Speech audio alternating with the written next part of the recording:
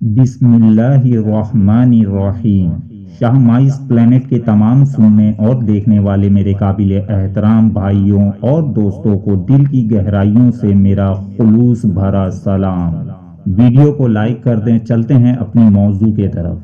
मेरे प्यारे दोस्तों, आपके जहन में हज़ारों सवालात उठ रहे होंगे कि रमज़ानुल मुबारक में शैतान के कैद हो जाने के बावजूद हमारे मुस्लिम माशरे में आखिर इतना गुनाह क्यों होते हैं, और रमज़ानुल मुबारक में कौन से शैतान को कैद किया जाता है। आइए जानते हैं हदीस नबवी सल्लल्लाहु अलैहि व आलिहि वसल्लम से।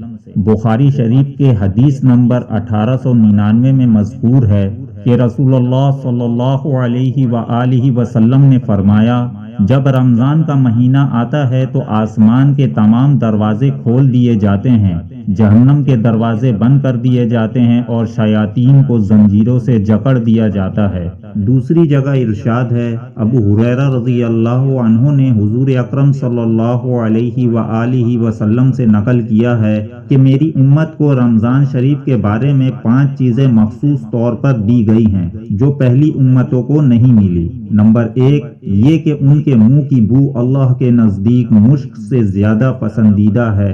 नंबर 2 ये कि इनके लिए दरिया की मछलियां तक दुआएं करती रहती हैं और अफ्तार के वक्त तक करती रहती हैं। नंबर 3 जन्नत हर रोज इनके लिए आरास्ता की जाती है। फिर अल्लाह जल्ला शानहू फरमाते हैं कि करीब है कि मेरे नेक बंदे दुनिया की मुशक्कतें अपने ऊपर से फेंक कर तेरी तरफ आएंगे। नंबर 4 इसमें सरकश शयातीन कैद कर दिए जाते हैं कि वो रमजान में उन बुराइयों की तरफ नहीं पहुंच सकते जिनकी तरफ गैर रमजान में पहुंच सकते हैं। और नंबर 5 रमजान की आखिरी रात में रोजादारों के लिए मगफरत की जाती है। सहाबा रज़ी अल्लाहु अन्हुम ने अर्ज किया कि ये शबे मगफरत शबे कदर है। फरमाया नहीं, बल्कि दस्तूर ये है कि मजदूर को काम खत्म होने के वक्त मजदूरी दे दी जाती है। मेरे प्यारे दोस्तों, इस हदीस शरीफ के अंदर 5 खुसूसियात का जिक्र किया गया है। नाजरीन, हम अपने मौजू के हिसाब से चौथी खुसूसियत के बारे में जिक्र करेंगे। चौथी खुसूसियत सरकश शयातीन का कैद हो जाना है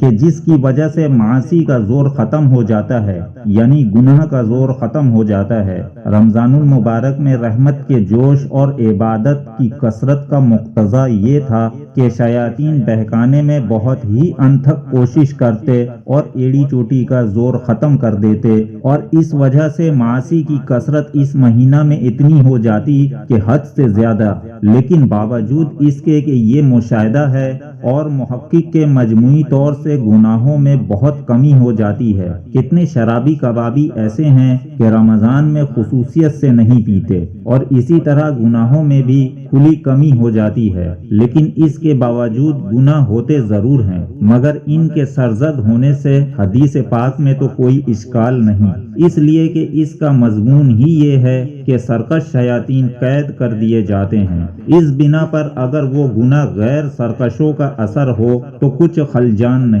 अलबत्ता दूसरी रिवायात में सरकश की कैद बगैर मुतलक्कन शयातीन के मुक़य्यद होने का इरशाद भी मौजूद है, यानी कैद होने का इरशाद भी मौजूद है। बस अगर इन रिवायात से भी सरकश शयातीन का ही कैद होना मुराद है कि बसा औकात लफ्ज़ मुतलक बोला जाता है मगर दूसरी जगह से इसकी कोयूदात मालूम हो जाती है, तब भी कोई इश्काल नहीं रहा। अलबत्ता अगर इन रिवायात से सब शयातीन का महबूस होना मुराद हो तब भी इन मासी के सादिर होने से कुछ खलजान ना होना चाहिए, इसलिए कि अगरचे मासी अमूमन शयातीन के असर से होते हैं मगर साल भर तक उनके तलब्बुस और इख्तलात और जहरीले असर के जमाव की वजह से नफ्स इनके साथ इस दर्जा मानूस और मुतासिर हो जाता है कि थोड़ी बहुत गनीमत महसूस होती है, बल्कि वही ख्यालात अपनी तबीयत में बन जाती ہے، اور یہی وجہ ہے کہ بغیر رمضان کے جن لوگوں سے گناہ زیادہ سرزد ہوتے ہیں،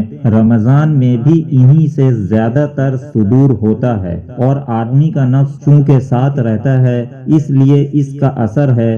دوسری بات ایک اور بھی ہے، نبی کریم صلی اللہ علیہ وآلہ وسلم کا ارشاد ہے کہ جب آدمی کوئی گناہ کرتا ہے تو اس کے قلب میں ایک کالا نقطہ لگ جاتا ہے، اگر وہ سچی توبہ کر لیتا ہے تو وہ دھل جاتا ہے، ورنہ لگا رہتا ہے، اور اگر دوسری مرتبہ گناہ کرتا ہے تو دوسرا نقطہ لگ جاتا ہے، حتیٰ کہ اس کا قلب بالکل سیاہ ہو جاتا ہے، پھر خیر کی بات اس کے قلب تک نہیں پہنچتی۔ اسی کو اللہ جل شانہ نے اپنے کلام پاک میں ارشاد فرمایا، جس کا مفہوم عرض کرتا ہوں کہ ان کے قلوب زنگ آلود ہو گئے۔ ایسی صورت میں وہ قلوب ان گناہوں کی طرف خود متوجہ ہوتے ہیں۔ یہی وجہ ہے کہ بہت سے لوگ ایک نوع کے گناہ کو بے تکلف کر لیتے ہیں، لیکن اسی جیسا جب کوئی دوسرا گناہ سامنے ہوتا ہے تو قلب اس سے انکار ہوتا ہے۔ مثلا جو لوگ شراب پیتے ہیں، ان کو اگر سور کھانے کو کہا جائے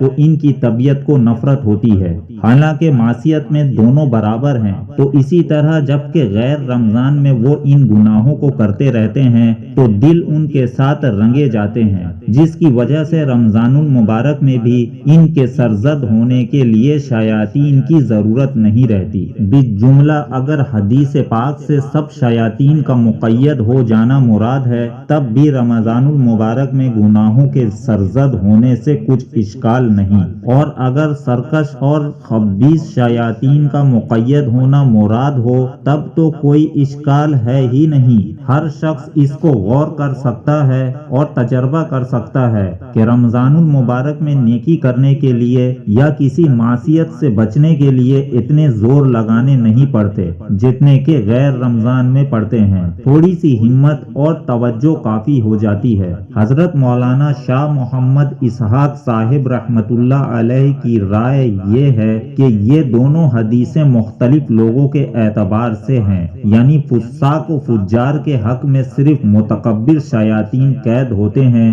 اور صلح و متقین کے حق میں مطلقاً ہر قسم کے شیاطین محبوس ہو جاتے ہیں۔ میرے پیارے بھائیوں اور دوستو، اگر آسان اور سادے لفظوں میں آپ کو سمجھانے کی کوشش کروں تو اس کی مثال ایسی ہے کہ آپ ایک لمبی سفر کر رہے ہوں، اب وہ سفر چاہے ٹرین کی ہو یا پھر پانی کے جہاز کی، بہرحال سفر کے بعد آپ کے دل و دماغ میں اس سفر کا ایک گہرا اثر ہوتا ہے، جو کہ وقت گزرنے کے ساتھ ساتھ آہستہ آہستہ زائل ہوتا ہے۔ بالکل اسی طرح ہم 11 مہینے گناہ پہ گناہ کرتے رہتے ہیں، جس کی وجہ سے ان گناہوں کی نحوست کا اثر رمضان المبارک کے مہینہ میں بھی موجود رہتا ہے۔ رمضان المبارک میں شیطانی عمل سے بچنے کا بہترین طریقہ یہ ہے کہ ہم رمضان سے پہلے زیادہ سے زیادہ گناہوں سے بچیں اور تقوی اختیار کریں، تو انشاءاللہ ہماری زندگی میں آنے والا ہر رمضان ہمارے لیے اللہ تعالیٰ کی رضا